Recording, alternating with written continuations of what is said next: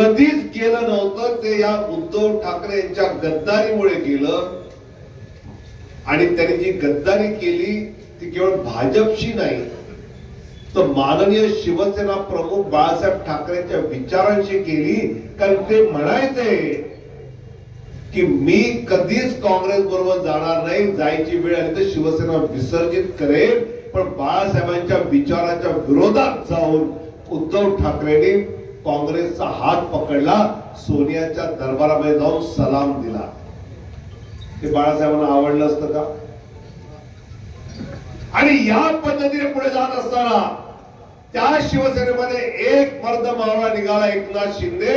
तो म्हणला शिवसेना प्रमुख माननीय बाळासाहेब ठाकरेंचं धनुष्यबाण आणि शिवसेना पक्ष हे नाव काँग्रेसच्या हातात जाऊ देणार नाही, मी पुन्हा हिंदुत्वाशी जोडतो।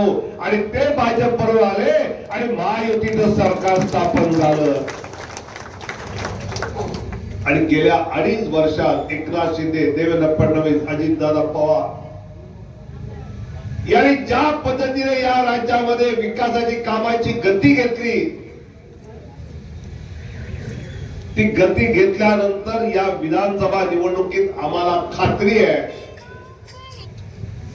की आपण आम्हाला भरभरून मतं देणार।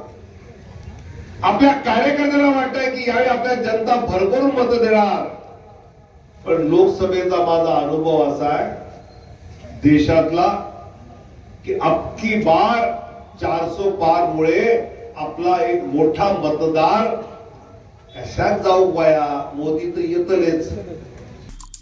आमचे दिवसभरातले सर्व अपडेट्स, ताज्या घडामोडी आणि थेट लाईव्ह पाहण्यासाठी सबस्क्राईब करा, लाईक करा कोकणचं नंबर 1 महा चॅनल कोकण 7 लाईव्हचं YouTube चॅनल।